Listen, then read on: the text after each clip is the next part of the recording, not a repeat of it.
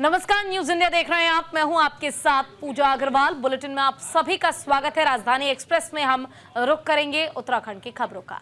हमीरपुर में अस्पताल के बाहर लोगों का प्रदर्शन देखने को मिला। राधा स्वामी भोटा चैरिटेबल अस्पताल के बाहर प्रदर्शन देखने को मिला। अस्पताल को बंद करने की नोटिस पर लोगों में रोष जो है, गुस्सा जो है वो देखने को मिला है। इतना ही नहीं, निःशुल्क स्वास्थ्य सेवाएं प्रदान करता है ट्रस्ट। सीएम सुक्खू ने समस्या को हल करने का आश्वासन भी दिया है। बीजेपी नेताओं ने प्रदर्शन का समर्थन किया है। तो देखिए, हमीरपुर में राधा स्वामी चैरिटेबल अस्पताल भोटा के 1 दिसंबर से बंद होने के नोटिस के बाद से ही लोगों में गहरा रोष है। लोगों ने सरकार के खिलाफ शिमला कांगड़ा हाईवे पर 4 दिनों तक प्रदर्शन किया और इस दौरान बड़ी संख्या में महिलाओं ने भी इस धरना प्रदर्शन में हिस्सा लिया। महिलाओं का कहना है कि भोटा चैरिटेबल अस्पताल गरीब लोगों के लिए एक वरदान है और इस अस्पताल में 25 किलोमीटर क्षेत्र के लोगों का फ्री इलाज किया जाता है। बाजारों की बजाय यहाँ पर दवाइयाँ सस्ती मिलती हैं। उन्होंने मांग की है कि सरकार को इस समस्या का जल्द निपटारा करना चाहिए, वरना सैकड़ों की तादाद में लोग सड़कों पर उतरकर धरना प्रदर्शन करेंगे। बीजेपी ने प्रदर्शन का समर्थन किया है। वहीं सीएम सुक्खू ने समस्या को हल करने का आश्वासन दिया है। इस वक्त मेरे साथ है, बात करते हैं। सर, क्या मामला है और धरना प्रदर्शन क्यों हो रहा है और आखिर ये धरना प्रदर्शन कब तक चलेगा आपका? देखिए, ये जो विवाद है वो कोई बड़ा विवाद नहीं है। अगर प्रदेश सरकार चाहे तो इसका हल जो है वो चंद घंटों में निकाल सकती है। देखिए, छोटी सी बात है कि राधा स्वामी सत्संग जो भोटा है, उन्होंने अपनी जमीन को महाराज जगत सिंह रिलीफ सोसाइटी के नाम पे करवाना है और अगर रिलीफ सोसाइटी के नाम पे अगर ये हॉस्पिटल की जगह होती है तो ये जो हॉस्पिटल का संचालन है, जैसे पिछले 25 साल से लगातार बड़े अच्छे तरीके से चल रहा है, उससे भी अच्छा अपग्रेडेशन करके जो है और भी बढ़िया तरीके से ये जो हॉस्पिटल का संचालन हो सकता है। लेकिन स्वाभाविक बात है कि राधा स्वामी सत्संग ब्यास वालों को जो सरकार से जो सहयोग की अपेक्षा थी वो सहयोग नहीं मिल पा रहा है, क्योंकि जो विलंब किया जा रहा है प्रदेश सरकार द्वारा ये किसी को भी स्वीकार्य नहीं है। क्योंकि देखिए कि अभी जो है पहली दिसंबर को सुक्खू सरकार ने 3 अधिकारियों की जो मीटिंग बुलाई है, उसमें advocate general Himachal Pradesh high court के जो प्रदेश सरकार का प्रतिनिधित्व करते हैं और साथ में जो है सेक्रेटरी लॉ और जो है प्रिंसिपल सेक्रेटरी रेवेन्यू, तो 3 अधिकारियों की बैठक 2 बजे बुलाई है पहली तारीख को। तो देखिए, अगर ये मीटिंग अगर जल्दी हो जाती तो जल्दी फैसला हो जाता। अगर करना तो सरकार नहीं है, तो जहां तक लोगों की बात है तो लोग तो हमारे बिल्कुल लॉ अबाइडिंग लोग हैं, कानून को मानने वाले लोग हैं और हमारी भी अपील रहेगी सबसे कि ये कायदा कानून के लिए किसी प्रकार की कोई चुनौती ना बने। आज धरने पर कुछ और लोग पहुंचे हैं। मेरे साथ एक बुजुर्ग माता है जानसी से। माता जी, आज क्यों आए हैं भोटा?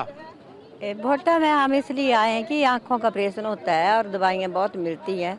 और हार्ट की प्रॉब्लम की दवाई हैं, कोई हड्डियों की प्रॉब्लम की दवाई हैं, बहुत अच्छी दवाइयाँ होती हैं, मैं फ्री इलाज होता है।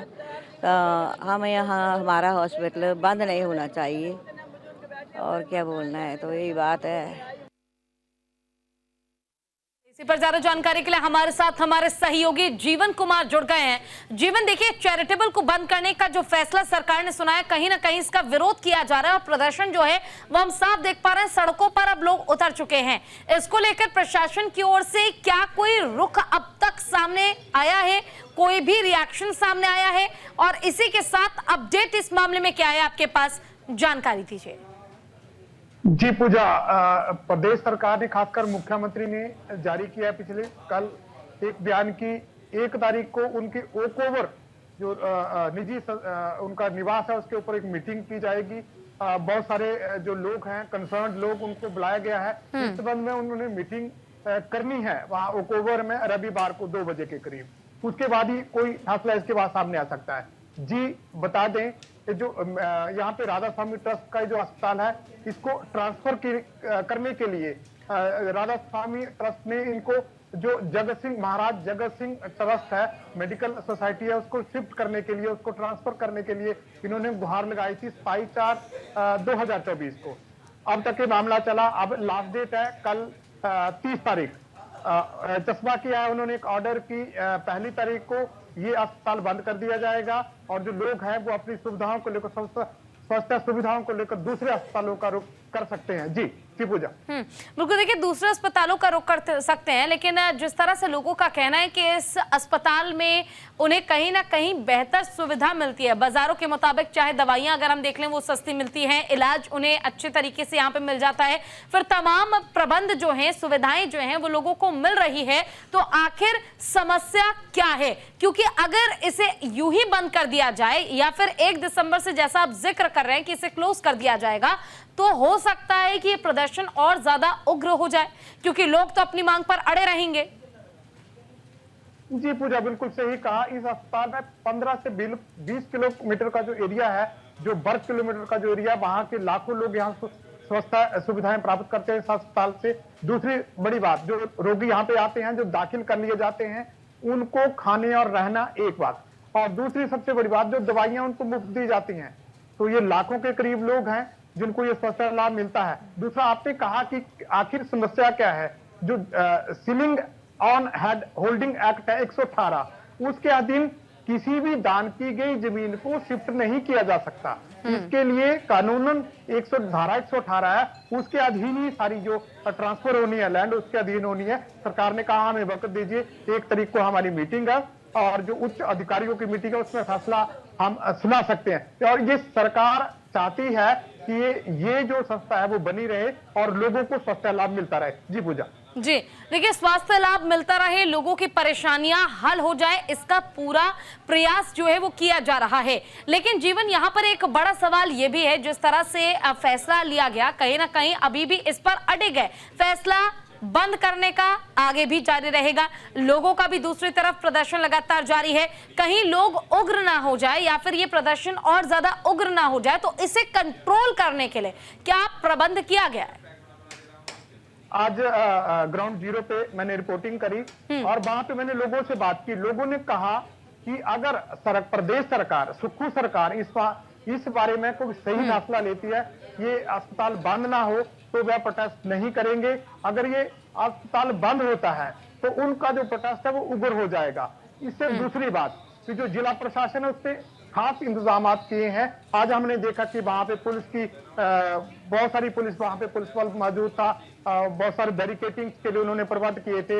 लेकिन आज जो सरकार ने कहा है कि 1 तारीख मीटिंग है, मीटिंग के बाद जो फैसला आएगा उसका ये लोग भी इंतजार करें। जी पूजा। चले ठीक है, आपका बहुत बहुत शुक्रिया इस तमाम जानकारी के लिए। चलो अब हम खबरों में बढ़ जाते हैं आगे। बांग्लादेश में हिंदू समुदाय के बड़े धार्मिक चेहरे चिन्मय कृष्ण दास की राजद्रोह में गिरफ्तारी के बाद जहां बांग्लादेश में विरोध जारी है, तो वहीं भारत में भी इसका विरोध किया जा रहा है। कुरुक्षेत्र जिले की शाहबाद विधानसभा में नगर पालिका अध्यक्ष गुलशन की अगुवाई में लोगों ने बांग्लादेश सरकार का पुतला फूंका है और हिंदू पुजारी की गिरफ्तारी का कड़े शब्दों में निंदा की गई है। और इस दौरान नगर पालिका अध्यक्ष गुलशन क्वात्रा ने कहा है कि जिस व्यक्ति ने बांग्लादेश में हिंदुओं पर हो रहे हमले, घर जलाने और महिलाओं पर अत्याचार के विरोध में आवाज उठाई थी, लेकिन बांग्लादेश सरकार ने उनका साथ देने की बजाय उन्हें गिरफ्तार कर लिया, जो कि बेहद ही निंदनीय है। उन्होंने आगे कहा कि सभी बांग्लादेश का बहिष्कार करें और बांग्लादेश को मिलने वाली राशन सामग्री और पेट्रोल डीजल बंद करें, ताकि बांग्लादेश की सरकार को समझ आए और हिंदुओं पर अत्याचार बंद हो सके। हम सब जानते हैं ये देश में सभी धर्मों का आदर है, सभी को रहने का अधिकार है, पूजा पद्धति का अधिकार है, लेकिन एक धर्म के लोग दूसरे धर्म को रोकने के लिए अत्याचार करें, लोगों को हमले करें, बहू बेटियों के साथ बलात्कार हो, जैसा कि बंगाल में हुआ। ये बहुत घिनौना हत्या एक कार्य हुआ है। जब इस देश में हर जगह लोकतंत्र है, संविधान में सबको पूजा पद्धति का अधिकार है, अपने अपने ढंग से सभी पूजा करते हैं, देवी देवताओं की करते हैं, गुरुओं की करते हैं। हमारा एक सारा मिला जुला मिश्रण है, लक्ष्य तो एक ही है कि परमात्मा की प्राप्ति। लेकिन कुछ अधर्मी लोग, जैसा बांग्लादेश में हुआ, हिंदू समाज के ऊपर हमले किए गए, उनके धर्मस्थलों को तोड़ा गया, बहु बेटियों के साथ बलात्कार किए गए, और इसके घटना के विरोध में संतों ने आवाज उठाई और आवाज का नतीजा क्या मिला, उनको गिरफ्तार करके जेल में डाल दिया गया। के ऊपर अत्याचार करते हैं। और चिन्मय दास जी, जो कि हमारे इस्कॉन के संत हैं, जब उन्होंने हिंदुओं की आवाज वहां पर उठाई उन्हें गिरफ्तार कर दिया गया। बांग्लादेश को चुनौती देते हैं हम लोग और निवेदन करेंगे मोदी जी से कि बांग्लादेश के खिलाफ सख्त से सख्त कार्रवाई की जाए और हमारे जो हिंदू भाई वहां से तंग हैं उनकी समस्या का समाधान किया जाए। बांग्लादेश के वहां के स्थानीय लोगों ने हमारी वहां बहू बेटियों को बलात्कार और अत्याचार कर रहे हैं और उनकी आवाज उठाने वाले हमारे महान संत चिन्मय दास जी को वहां पर गिरफ्तार किया गया। तो वहीं बिहार और हरियाणा पुलिस की संयुक्त कार्रवाई, बिहार का मोस्ट वांटेड गैंगस्टर हरियाणा में ढेर हो गया है। मुठभेड़ में बिहार एसटीएफ का जवान भी हुआ घायल। गैंगस्टर पर 2 लाख का घोषित था इनाम। जेडीयू विधायक से रंगदारी मांगने का आरोप था। गैंगस्टर का साथी भागने में कामयाब रहा। तो बिहार और हरियाणा के क्राइम ब्रांच ने संयुक्त रूप से कार्रवाई करते हुए बिहार के मोस्ट वांटेड गैंगस्टर को मार गिराया। बिहार पुलिस के मुताबिक मृतक की पहचान गैंगस्टर सरोज राज के रूप में हुई है। सरोज पर 32 से ज्यादा आपराधिक मामले दर्ज थे। इसके अलावा बदमाश पर बिहार के सीतामढ़ी में जेडीयू के विधायक से रंगदारी मांगने के मामले में केस दर्ज हुआ था और बिहार पुलिस ने गैंगस्टर सरोज राय पर 2 लाख रुपए का इनाम भी रखा था। बता दें कि बिहार पुलिस की ओर से गुरुग्राम पुलिस को सूचना मिली थी। बिहार का कुख्यात बदमाश सरोज राज गुरुग्राम में किसी आपराधिक वारदात को अंजाम देने वाला है। उसके बाद गुरुग्राम पुलिस की चेकिंग अभियान के दौरान गुज्जर चौकी से बाइक सवार 2 युवक गुजरने लगे। पुलिस कर्मियों ने जब युवक को रोकने का इशारा किया तो उन्होंने पुलिसकर्मी पर गोली चला दी। इसके जवाब में पुलिस ने भी फायरिंग की और पुलिस की गोली लगने से गैंगस्टर सरोज राय की मौत हो गई। बदमाश के साथ एक और साथी था जो भागने में कामयाब रहा और इस दौरान बिहार पुलिस के जवान के साथी के हाथ में भी गोली लगी है, जिसे अस्पताल में भर्ती कराया गया है। नाइट की घटनाक्रम है। जो बिहार एसटीएफ है उनकी तरफ से हमारे पास एक इंफॉर्मेशन प्राप्त हुई थी कि सरोज राय करके एक वहाँ का कुख्यात बदमाश गैंगस्टर है जो बिहार में काफी इस तरीके की मर्डर संबंधित और एक्सटॉर्शन संबंधित गतिविधियों को अंजाम दे चुका है। लगभग 32-33 उसके ऊपर ऐसे अभियोग दर्ज है मर्डर्स के और एक्सटॉर्शन संबंधित, और बिहार पुलिस के द्वारा उसके ऊपर 2 लाख रुपए का इनाम भी था।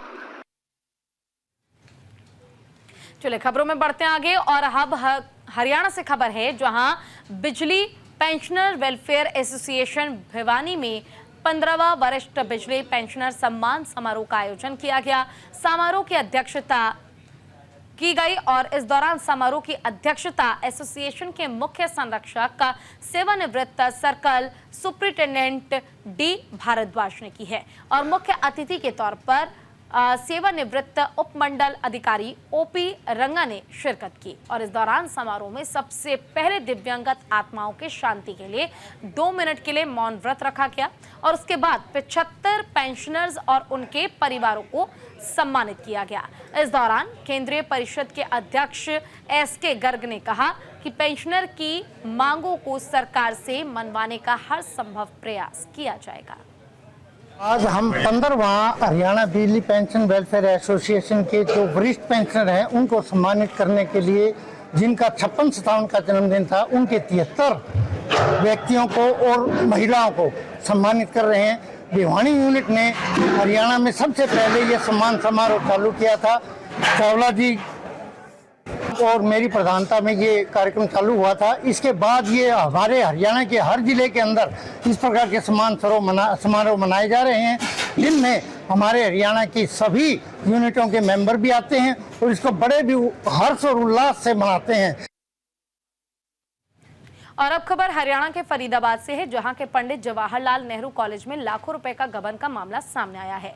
वहीं इसे लेकर एनएसयूआई के पूर्व प्रदेश सचिव कृष्ण अत्री ने प्रेस कॉन्फ्रेंस कर कहा कि आरटीआई के माध्यम से इसका खुलासा हुआ है और उन्होंने सरकार और प्रशासन से पूरे मामले की जांच कराने की अपील भी की है। पिछले दिनों एक आरटीआई लगाई थी, मुझे भनक लगी थी कि भाई कॉलेज के अंदर कुछ एक घोटाले हुए हैं। उन घोटालों को उजागर जो इस आरटीआई के माध्यम से कई लाख रुपए का गबन है वो पकड़ा गया है। उसे ही मैं आज आपके सामने आपके माध्यम से आपके थ्रू फरीदाबाद की जनता तक और जो जिम्मेदार अधिकारी हैं उन तक पहुंचाना चाहता हूं, ताकि उसको संज्ञान में लेकर के उस भ्रष्टाचार पर रोक लगा सकें और जो इसमें संलिप्त हैं उन पर एक्शन ले सकें। मैंने सबसे पहला क्वेश्चन जो लगाया था, मैंने इनसे पूछा था कि जो हमारा 2023-24 सत्र के लिए जो फाइन इकट्ठा हुआ था, वो कितना फाइन इकट्ठा हुआ था, उसका क्या हुआ, क्या नहीं हुआ, कहाँ जमा किया, सारी चीज मैंने उसमें पूछी। तो इनका जवाब में इन्होंने मुझे पूरी रिपोर्ट सबमिट करके दी है। वहीं अंतर्राष्ट्रीय गीता जयंती महोत्सव 2024 में कई राज्यों के कलाकार अपने राज्य का कल्चर कुरुक्षेत्र ब्रह्म सरोवर पर बिखेर रहे हैं। इसी कड़ी में राजस्थान के कलाकार भी अपने राज्य का कल्चर का बखूबी प्रदर्शन ब्रह्म सरोवर तट पर कर रहे हैं। बता दें कि राजस्थान से आए कलाकारों ने आज ब्रह्म सरोवर के तट पर कालबेलिया नृत्य का प्रदर्शन किया और इस दौरान कलाकार महबूब और कविता कालबेलिया ने बताया कि कालबेलिया नृत्य राजस्थान का बहुत ही प्रसिद्ध नृत्य है जो कि विलुप्त होता जा रहा था, लेकिन इस नृत्य को सीखने के बाद वो देश के कई राज्यों में इसका झलक दिखा चुके हैं। सबसे पहले तो कुरुक्षेत्र में आके हमको बहुत ही अच्छा लगा और यहाँ के लोग भी बहुत अच्छे हैं और इस जगह का तो कहना ही बहुत बड़ी बात है कि यहाँ पर धार्मिक मुल्क है और यहाँ के लोग बहुत अच्छे हैं और सब सुनने वाले लोग हैं और हमको यहाँ आकर बहुत अच्छा लगा। बस ये तो ऊपर वाले की कृपा है, बस ये हमारा खानदानी काम है, 7 पीढ़ियों से यही काम करते आते हैं। और यहाँ और पंजाब की बेटी ने एक बार फिर से नाम रोशन किया है। इशिता शर्मा ने नेशनल स्कूल गेम्स में जीता है मेडल, बैडमिंटन सिंगल्स में जीता सिल्वर मेडल, एमपी में हो रहे नेशनल स्कूल गेम्स में जीता मेडल। तो देखिए, नेशनल स्कूल गेम्स में 68 साल में पहली बार पंजाब की किसी बेटी ने बैडमिंटन सिंगल्स में मेडल जीता है। बैडमिंटन खेडदे हां ते हुणी असी मध्य प्रदेश नर्मदापुरम च नैशनल सी स्कूल गेम्स ते उस च मेरा इंडिविजुअल च सिल्वर मैडल ते टीम गेम्स च ब्रॉन्ज मैडल आया। हाँ जी, ये 68 नैशनल गेम्स सी ते पहली बार किसी सिंगल इंडिविजुअल इवेंट च गर्ल्स का मैडल आया है। गुड़िया ने बहुत हार्ड मेहनत की है जी, सानू बहुत खुशी हो रही है इस चीज़ की। ਇਹਦੀ ਅਚੀਵਮੈਂਟ ਦੇ ਤੇ ਪੇਰੈਂਟ ਨੂੰ ਤਾਂ ਖੁਸ਼ੀ ਹੁੰਦੀ ਹੈ, ਪੇਰੈਂਟ ਦਾ ਤਾਂ ਫਰਜ਼ ਹੀ ਹੁੰਦਾ ਹੈਗਾ ਬੱਚਿਆਂ ਦੀ ਸਪੋਰਟ ਕਰਨਾ। ਸਾਡੇ ਤੋਂ ਜਿੰਨਾ ਹੋ ਸਕਦਾ ਅਸੀਂ ਨਹੀਂ ਸਪੋਰਟ ਕਰਦੇ ਹਾਂ। ਮੈਂ ਆਪ ਖੇਡਦਾ ਸੀ ਥੋੜਾ ਮੋਟਾ ਬੈਡਮਿੰਟਨ, ਮੇਰੇ ਨਾਲ ਜਾਂਦੀ ਸੀ ਜੋ ਛੋਟੇ ਹੁੰਦੇ ਨੂੰ, ਤੇ ਹੌਲੀ ਹੌਲੀ ਇਹਦਾ ਸ਼ੌਕ ਵੱਧਦਾ ਗਿਆ ਤੇ ਬਸ ਉਹਦੇ ਵਿੱਚ ਆਪਣੇ ਆਪ ਨੂੰ ਪੂਰਾ ਇਹਨੇ ਡਿਵੋਟ ਕਰਤਾ। ਮੈਨੂੰ ਬਹੁਤ ਖੁਸ਼ੀ ਹੈ ਜੀ, ਐਜ਼ ਅ ਮਦਰ ਉਹਦਾ ਬੱਚਾ ਇੰਨੀ ਅੱਗੇ ਪਹੁੰਚੇ ਤਾਂ ਬਹੁਤ ਖੁਸ਼ੀ ਹੈ। ਇਹਦੇ ਪਿੱਛੇ ਮੇਰੇ ਬੱਚੇ ਦੀ ਬਹੁਤ ਹਾਰਡ ਵਰਕ ਹੈਗਾ, ਜਿਹੜਾ ਅਸੀਂ ਦੇਖਿਆ ਹੈ ਬੱਚੇ ਨੇ ਸਵੇਰੇ 4 ਵਜੇ ਉੱਠਣਾ। ਤੇ ਜਦੋਂ ਐਜ਼ ਅ ਮਦਰ ਮੈਂ ਕਹਿੰਦੀ ਸੀ ਕਿ ਬੱਚੇ ਥੋੜੀ ਪੜ੍ਹਾਈ ਕਰ ਲੈ, ਤਾਂ ਉਹਦਾ ਇੱਕ ਹੀ ਜਵਾਬ ਹੁੰਦਾ ਸੀ, ਮੰਮਾ ਰਜਾਈ ਦੇ ਵਿੱਚ ਬੈਠ ਕੇ ਪੜ੍ਹਨਾ ਬਹੁਤ ਆਸਾਨ ਹੈ ਤੇ 4 ਵਜੇ ਉੱਠ ਕੇ ਬਾਹਰ ਗਰਾਊਂਡ ਦੇ ਵਿੱਚ ਜਾਣਾ ਬਹੁਤ ਔਖਾ ਹੈ ਮੰਮਾ। ਤੇ ਅੱਜ ਉਹਦੀ ਮਿਹਨਤ ਫਲ ਲੈ ਕੇ ਆਈ ਹੈ ਜੀ, ਬਹੁਤ ਬਹੁਤ ਪਰਮਾਤਮਾ ਦਾ ਸ਼ੁਕਰ ਕਰਦੇ ਹਾਂ ਜੀ। वहीं पंजाब सरकार ने वाहन डीलरों पर शिकंजा कसा है। बकाया भुगतान न करने वालों की यूजर आईडी ब्लॉक कर दी गई है। डीलरों से 7 करोड़ 85 लाख रुपए वसूलना है। बाकी अब तक 17 करोड़ रुपए की वसूली की गई है। परिवहन विभाग ने जारी की थी नोटिस जारी होने के बाद भी जमा नहीं की गई राशि। तो देखिए, इस वक्त की बड़ी और अहम जानकारी हम आपको दे रहे हैं। अब तक 17 करोड़ रुपए की वसूली की जा चुकी है और अभी भी परिवहन विभाग ने नोटिस जारी करने के बाद लोगों से वसूली की काम शुरू रखा हुआ है। पंजाब सरकार के स्वास्थ्य मंत्री डॉक्टर बलवीर सिंह ने आज बठिंडा के सरकारी अस्पताल का दौरा किया और इस दौरान स्वास्थ्य मंत्री बलवीर सिंह ने अस्पताल के अधिकारियों से बैठक की और अस्पताल में चल रही समस्याओं के बारे में जानकारी ली। साथ ही उन्होंने खुद ही मरीजों की जांच भी की। ਸਾਰੇ ਜਿੰਨੇ ਵੀ ਜ਼ਿਲ੍ਹਾ ਹਸਪਤਾਲ ਹੈ, ਸਬ ਡਿਵੀਜ਼ਨ ਹਸਪਤਾਲ ਹੈ, ਮੁਹੱਲਾ ਕਲੀਨਿਕ ਹੈ, ਸਾਰਿਆਂ ਵਿੱਚ ਜਾ ਕੇ ਮਰੀਜ਼ਾਂ ਨੂੰ ਮਿਲਦਾ, ਸਟਾਫ ਨੂੰ ਮਿਲਦਾ ਔਰ ਜਿਹੜੇ ਆਪਣੇ ਰਿਵਿਊ ਕਰਦਾ ਜੀ ਕਿਹੜੀ ਚੀਜ਼ ਦੀ ਕਮੀ ਪੇਸ਼ੀ ਆ ਉਹ ਪੂਰੀ ਕਰਦੇ ਆ ਜੀ। ਇਹੀ ਸਾਡਾ ਕੰਮ ਹੈ ਕਿ ਅਸੀਂ ਜਾ ਕੇ ਧਰਾਤਲ ਤੇ ਜਾ ਕੇ ਆਪ ਦੇਖੀਏ ਔਰ ਸਿਹਤ ਸਹੂਲਤਾਂ ਨੂੰ ਬਿਹਤਰ ਬਣਾਈਏ। ਯੂਨੀਵਰਸਲ ਅਵੇਲੇਬਿਲਿਟੀ ਆਫ ਡਰੱਗਸ ਕੀਤੀ ਹੈ ਜੀ। ਮੁਹੱਲਾ ਕਲੀਨਿਕ 80 ਦਵਾਈਆਂ, ਸਿਵਲ ਹਸਪਤਾਲ ਦੇ ਵਿੱਚ 276 ਹੈ, ਜਿਹੜੇ ਸਬ ਡਿਵੀਜ਼ਨ ਹਸਪਤਾਲ ਹੈ ਉੱਥੇ ਵੀ 200 ਪਲੱਸ ਮੈਡੀਸਿਨਸ ਅਵੇਲੇਬਲ ਹੈ। ਐਕਸਰੇ ਅਲਟਰਾਸਾਊਂਡ ਫ੍ਰੀ ਹੋ ਰਿਹਾ ਲੋਕਾਂ ਨੂੰ ਬਿਹਤਰ ਸਹੂਲਤ ਮਿਲ ਰਹੀ ਹੈ। ਮੈਂ ਤੁਹਾਨੂੰ ਬੇਨਤੀ ਕਰਦਾ ਤੁਸੀਂ ਵੀ। वहीं पंजाब के अमृतसर शहर के गुरबख्श नगर इलाके में आज एक तेज धमाका हुआ जिससे आसपास के इलाके में सनसनी फैल गई। ये धमाका पुलिस चौकी के पास हुआ और धमाके की आवाज इतनी तेज थी कि स्थानीय लोग डर गए। घटना के बाद पुलिस और फॉरेंसिक टीम मौके पर पहुंचकर जांच कर रही है। हालांकि अभी तक धमाके कारणों का पता नहीं चल पाया है। बता दें कि ये धमाका गुरबख्श नगर क्षेत्र के एक रिहायशी इलाके में हुआ है। पुलिस ने एडीसीपी विशाल जीत की अगुवाई में मामले की जांच शुरू कर दी है। उन्होंने बताया कि धमाके की वजह का पता लगाने के लिए बॉम्ब स्क्वाड और फॉरेंसिक टीम काम कर रही है। सभी सीसीटीवी कैमरे भी चेक किए जा रहे हैं ताकि घटना के बारे में कोई नई जानकारी मिल सके।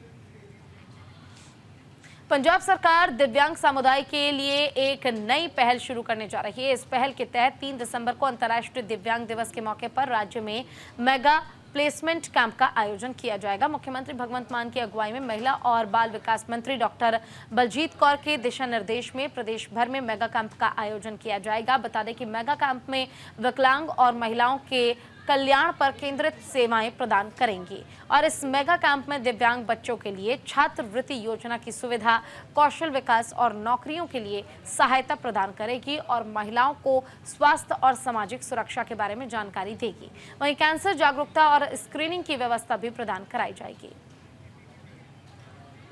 पंजाब के पटियाला में शमशान घाट पर अस्थियां लेने आए एक व्यक्ति की गोली मारकर हत्या कर दी गई। मृतक की पहचान पटियाला निवासी नवनीत सिंह के रूप में हुई है। बता दें कि हमलावर शमशान घाट के अंदर घात लगाकर बैठे हुए थे और नवनीत सिंह के आने पर आरोपियों ने ताबड़तोड़ गोलियां चला दी, जिससे नवनीत सिंह की मौके पर ही मौत हो गई। वहीं घटना के बाद पुलिस प्रशासन में हड़कंप मच गया। मौके पर एसपीडी योगेश शर्मा, प्रभारी सीआई स्टाफ शमिंदर सिंह और एसएचओ कटवाली हरजिंदर सिंह ढिल्लो सहित पुलिस की अलग अलग टीमें पहुंच गई और पुलिस ने त्वरित कार्रवाई करते हुए जांच शुरू कर दी है।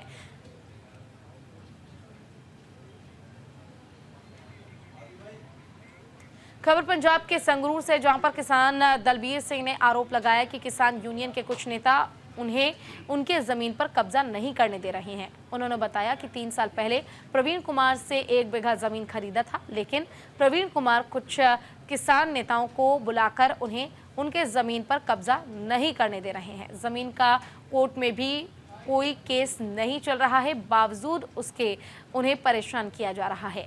कोर्ट ने कब्जा करने का वारंट भी जारी किया, लेकिन तहसीलदार उनसे 2 लाख का रिश्वत मांग रहे हैं। दलवीर सिंह ने ਜ਼ਮੀਨ ਖਰੀਦੀ ਹੋਈ ਹੈ। ਸਾਰਾ ਕੁਝ ਇਹਦਾ ਰਜਿਸਟਰੀ ਦੇ ਨਾਂ, ਇੰਤਕਾਲੇ ਨਾਂ ਚੜਿਆ ਹੈ, ਤਕਸੀਮ ਵੰਡ ਹੋਈ ਹੈ। 50/180 ਦੀ ਮਿਣਤੀ ਹੋਈ ਹੈ, ਉਹਦੇ ਨਾਲ ਪੂਰਾ ਬਿੱਗਾ ਬਣਦਾ ਹੈ। ਇਹਦੇ ਨਾਲ ਕਿਸਾਨ ਯੂਨੀਅਨ ਨਜਾਇਜ਼ ਧੱਕਾ ਕਰ ਰਹੀ ਹੈ। ਦੇਖੋ ਜਥੇਬੰਦੀਆਂ ਸਾਰੀਆਂ ਵਧੀਆ ਨੇ, ਕੁਝ ਬੰਦੇ ਮਾੜੇ ਅੰਸਰ ਹੁੰਦੇ ਨੇ, ਮਾੜੇ ਅੰਸਰ ਨਜਾਇਜ਼ ਧੱਕਾ ਕਰਵਾ ਰਹੇ ਨੇ।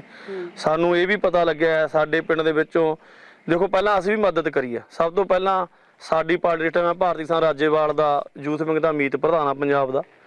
ਅਸੀਂ ਨੇ ਮਦਦ ਕਰੇ ਲੋਕਾਂ ਦੇ, ਜਿਹੜੇ ਬੰਦੇ ਉੱਥੇ ਦਿੱਲੀ ਮੈਂ ਸਭ ਤੋਂ ਵੱਧ ਟਾਈਮ ਰਿਹਾ। और इस बुलेटिन में इतना ही। नमस्कार।